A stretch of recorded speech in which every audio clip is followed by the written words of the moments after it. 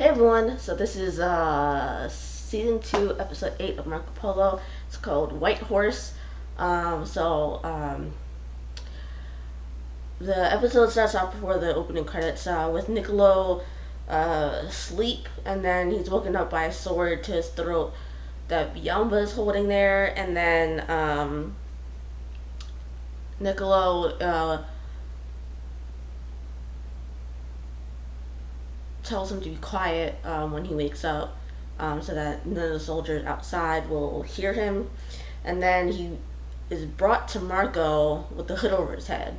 Marco tells him that Nicola will soon enough see the Khan, because Marco's like, well, did you expect the Khan to be here, or what? Anyway, so after the opening credits are done, Meilin tells Ling that they need to put as much distance between them and the bad man. When Ling asks when they can stop and everything, and and Ling's just like, Mom, I knew the entire time what you meant by dancing. And clearly Meilin wasn't expecting her to say that, so there's that. And then Ling's like,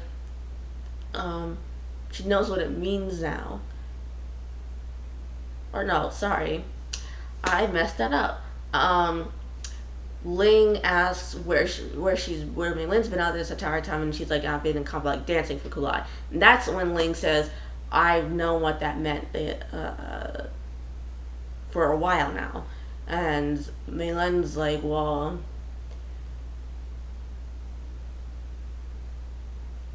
first Ling then says, I've seen many things, and along with the many wives and concubines of both Kublai and the prince. And Meilin's like, well, I want to tell you myself when you are older, and you could, I suppose, understand it better. And especially when the time was right. Ling's like, well, I'm meant to be the wife of a prince, but Meilin's like, no, you're meant to be the wife of someone who you love. So there's that. And Ling asks if Meilin loved her father. Meilin's like, well, it's complicated, but I didn't love him, but I love you, which came from him. So it's kind of weird, I guess. I don't know. And then what's this guy's name?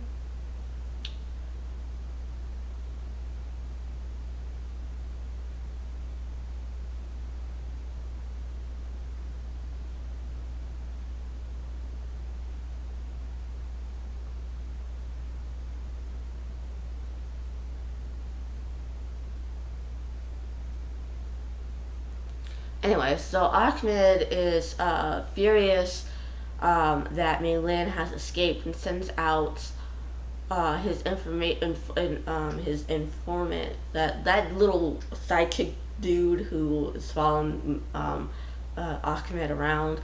And so to look for her, since she knows everything.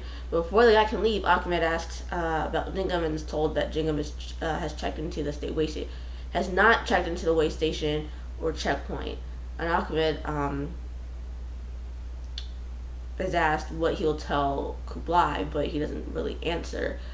Then Ahmed goes to Kublai and lies about Jingham, saying that Jingham was successful. And Ahmed tells Kublai that Meilin has gone missing. Kublai wants to know how, obviously. Then Ahmed says she got hold of her daughter and just ran.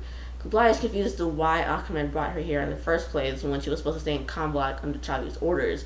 And then he also is like wondering like why she ran, and Kublai continues to go on and ask if Ahmed has any affection for her, when he seems to be talking about her affectionately. And Ahmed rebels this idea, and he says she's just a whore. But Kublai says she is the only one who resides under his roof anyway, regardless of if he, says otherwise. And then Kublai also, kind of makes the suggestion that, or makes a statement that she should have just died the moment she brought the boy back but she didn't because it seems like it was under Ahmed's orders. So there's that. Kublai then tells Ahmed to keep Mei Lin and missing their little secret. And then before Ahmed can leave, um, Kublai asks him to, eat dinner with him, and he accepts. And yeah, so that's gonna come back around later. But before then, Kokachin is then or I'll stop calling her Kokachin. I'm gonna call her Nagui, her given name. And anyway, so Nagui is now restrained, so she won't hurt herself, but she's still hearing voices from the real blue princess. I'll say something. I really did not think that this particular storyline was going to continue. I thought it was gonna. I really thought it was gonna fizzle out by now, but apparently not. I don't know. Anyway, then it goes to Nayan asking where Niccolo is by a guard, but he doesn't know where. And Kaido then comes in on both of them and tells him that Niccolo has gone missing. The guard accuses Nayan and Kaido of making him go missing, making Niccolo go missing. And they kind of argue about that for like 2 minutes, and then the Crusader guard is like, if they don't find Niccolo alive and well and implied very soon, they will be blamed for his disappearance, basically. When that guard leaves, Kaido is clearly upset that, and he's saying that he's upset because Nayan vouched for Niccolo. But Nan's like, Niccolo didn't leave willingly. He really does believe that and everything. Then it goes back to Marco and Bayamba, seeing soldiers leaving, and Niccolo says, well, they're looking for me. And then Marco keeps asking Niccolo who the target is, but he won't answer. Marco says that he'll bring him to a place where they can't hear him scream after he hits his father. And his father's like, well, if you keep hitting me here, I'm gonna eventually, start screaming, and they're gonna hear me, and you're gonna get found out. And yeah, anyway, Mei Lin and Ling are seen again, being approached by several soldiers, or by this wimpy looking dude. I don't want to say wimpy. This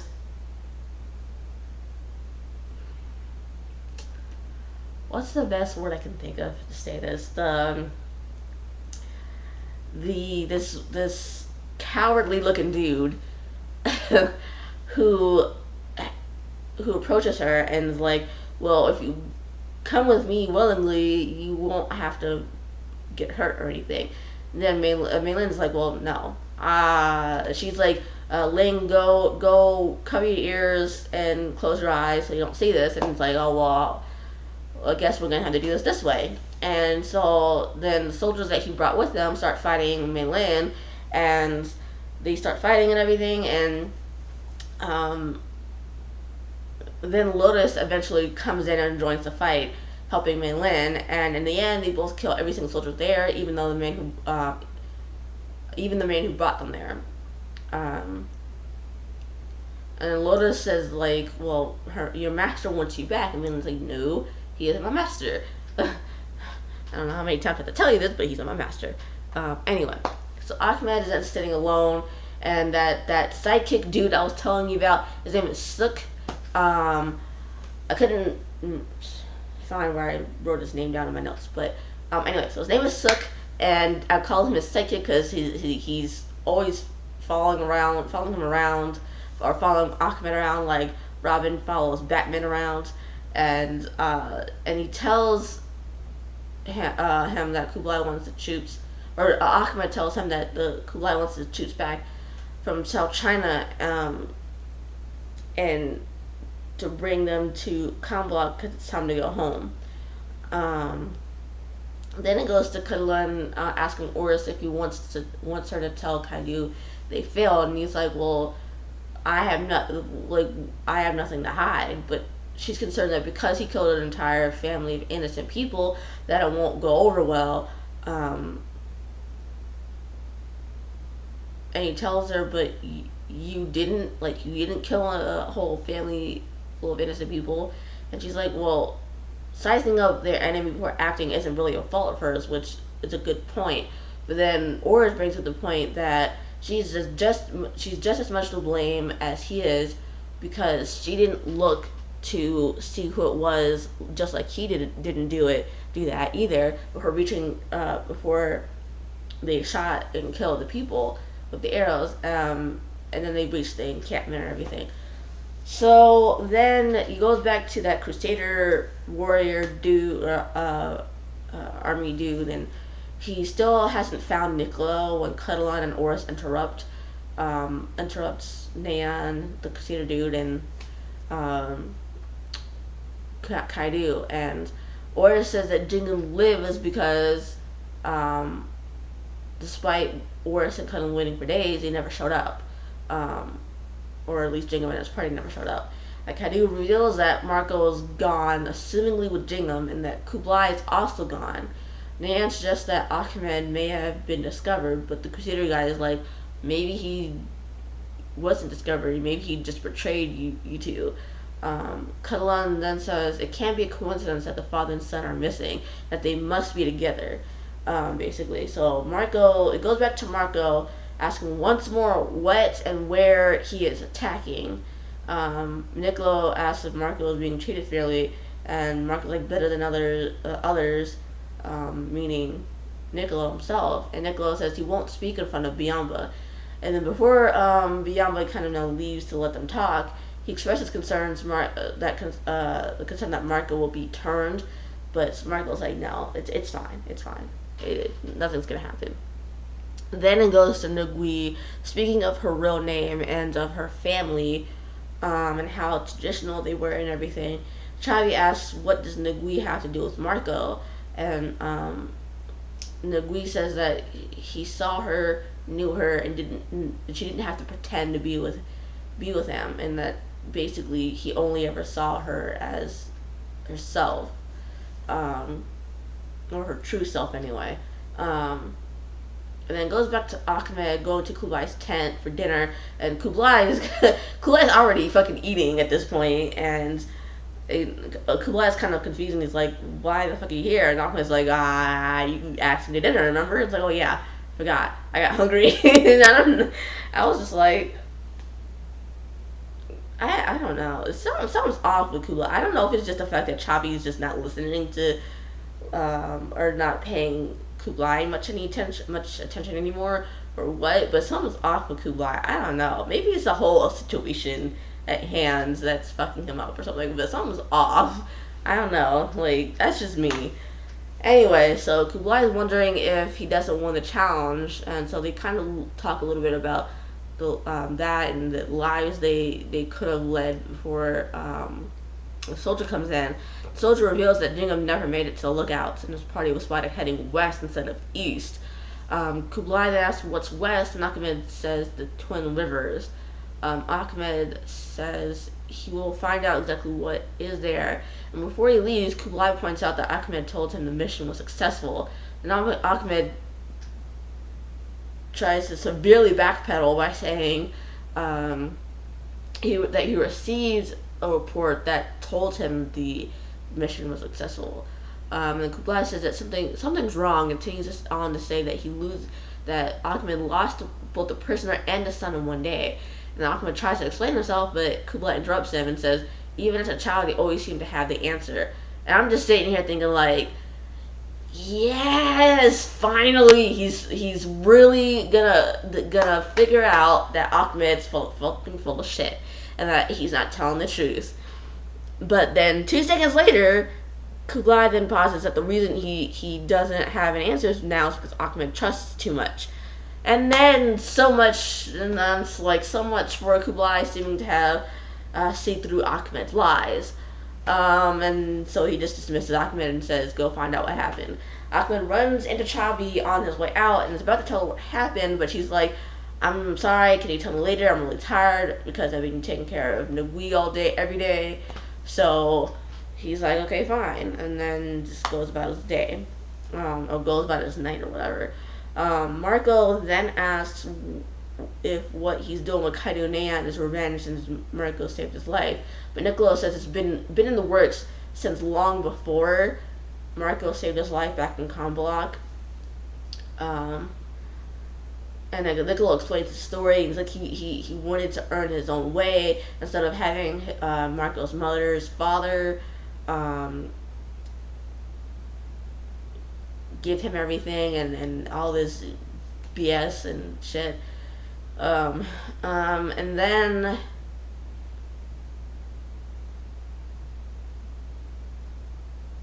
that she explains that's why he didn't stay with Marco's mother. Then then Niccolo came across Pope Innocent, who I think now turned into Pope Gregory the X, which is the guy from the Let God's Work Begin episode. I thought that dude was a bishop, not a pope, but he's in fact he's actually a pope. So his name is Pope Gregory the X, but before Pope Gregory, it was Pope Innocent, and that's who Niccolo was talking about now, who told him that the papacy, or who said that Pope Innocent was told that the papacy needed to be disillusioned and that all Christian lands needed to be given to the Mongolian Empire, basically. And Pope Innocent told Niccolo that because of this, Mongolian blood could never be trusted, and that they needed to be exterminated at any cost. So that's what the target is. And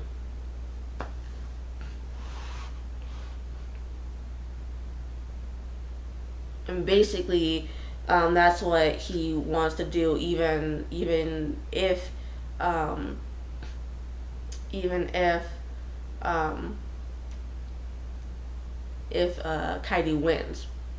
And then it goes to Lotus Lotus, Meilin, and Ling, walking, and Lotus tries to recruit Meilin into the underground, and Meilin's like, that was my brother's cause, not my own. And Lotus is like, well, what is your cause? And Lynn's like, well, it's finding us someplace safe to disappear. But then Lotus is like, well, that's foolish of you to think that, because those Mongolian soldiers will not be the last to come try to find you.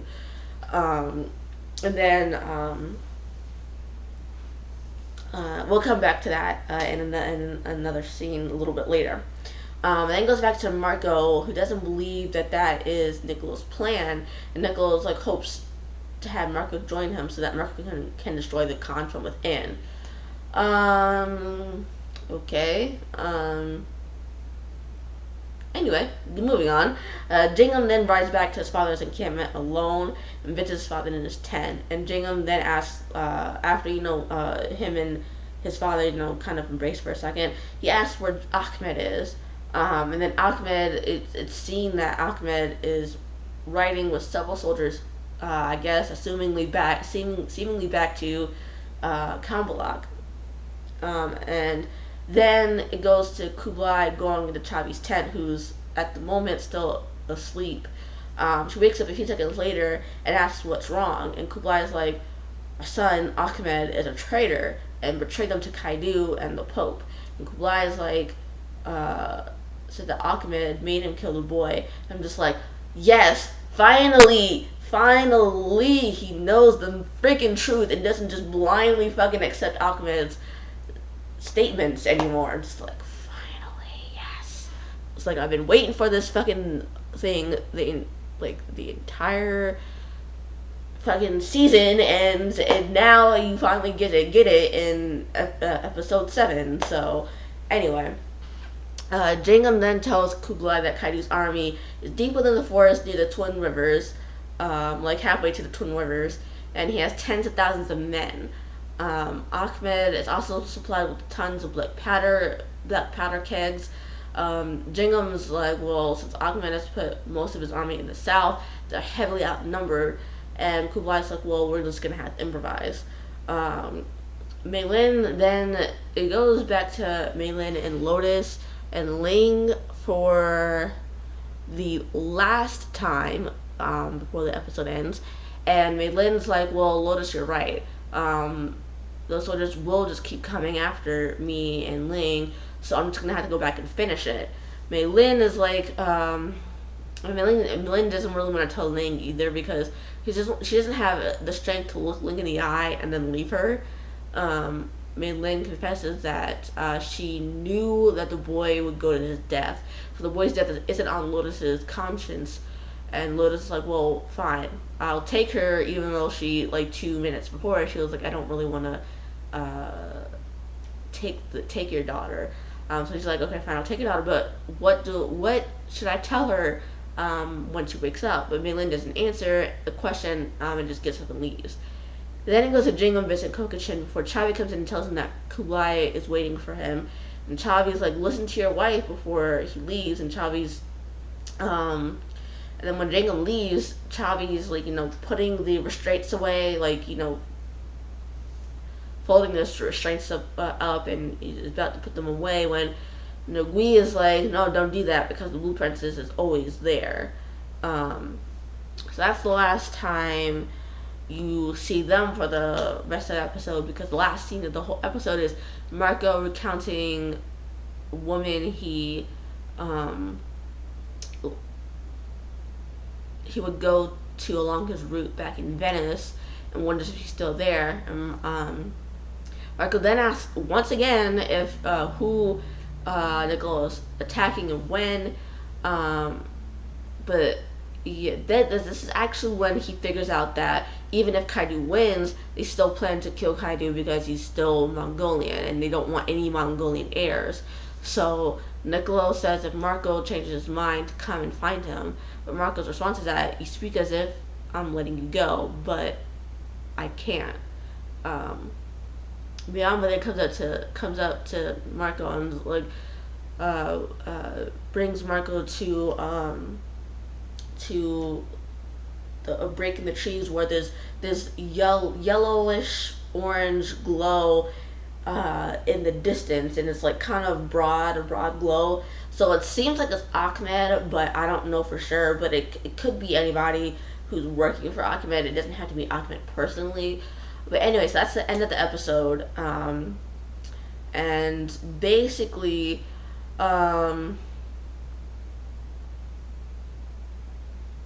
like this episode. I mean, I'm liking the season so far. I don't really know why a lot of people have been complaining about the plot of the whole season, because I'm just like, but it seems just as good as season 1's plot. I mean, if not any better. Actually, I think it's better because of the whole fact that Ahmed is portraying his family, whether it's his adopted family or not. Like it's still a really good aspect to see Ahmed portray his family, and that's a better that to me is a better plot overall, overarching season plot than just having a regular old bad guy and another that isn't even associated with the family. So I mean, honestly, I really like the whole betraying a family aspect. So I don't really understand like why everyone's hating on the second season. I think it's actually better than the first season.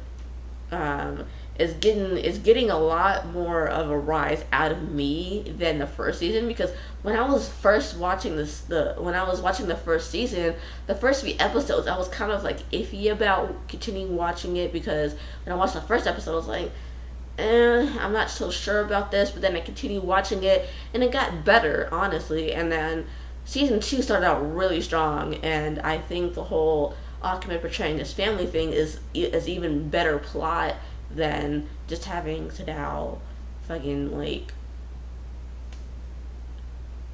having Sadao, who isn't even part of the Kublai's family, immediate family, and stuff. So I thought that was I'm really loving season 2 actually, and I can't wait to like see season 3 next year because they just put season 2 up like a month ago. I don't even think, yeah, a little over a month ago. So I mean, so yeah, I'm really liking this season so far. What these people are complaining about, I don't know. I don't really care because they're I guess really have short attention spans. Because I think I saw something where these people think that the season is dragging out too long. But I mean, this only 10 episodes, so you kind of have to drag it out a little bit because it's not like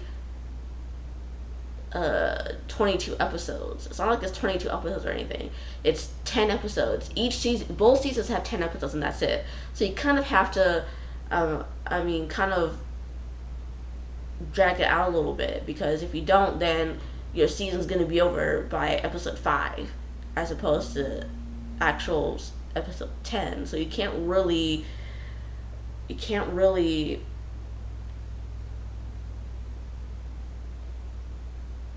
go too quickly with a season that only has 10 episodes. I mean, if it was if this was a regular 22 season or 22 episode season that and they hadn't gotten to they hadn't progressed that much by episode 11, then okay, I can understand that. But this is not the case. This is only 10 episodes per season so far. So you can't exactly rush the season too much because otherwise you're gonna be out of plot by episode 5. So these people need to calm the damn titties down and shut the fuck up because really, yeah, I mean, that's all I can really say because I mean otherwise, like I said, like I keep saying, you're gonna end up with only half a season, only 5 episodes. So apparently these people have a short attention span. So either stop watching or shut the fuck up because really are pissing me off with this shit. So anyway, that's my little rant for the moment. I'm gonna get into predictions, and basically my predictions are the same as the last at the end of last episode, that Ngui's non-royal lineage is gonna come out. Marco's gonna end up getting some girl pregnant. I think it's gonna be that Shareg woman that he had sex with multiple times in the last episode. But eventually he's gonna end up getting pregnant because, he's gonna end up getting some woman pregnant because he can't keep it in his fucking pants, even though he's been told multiple times in the beginning of the first season that he can't touch a woman until Kublai says he can. And then the third one is that Ahmed is going to end up dying by the end of episode 10. So those are my 3 predictions. Those are what I'm going to keep. Those are what I'm going to keep predicting until I come up with a new prediction before the season ends, if I do. So that's all those are all my predictions so far. It's what I think of the season and episodes so to this point. And I will see you tomorrow in the next Marco Polo episode. Bye.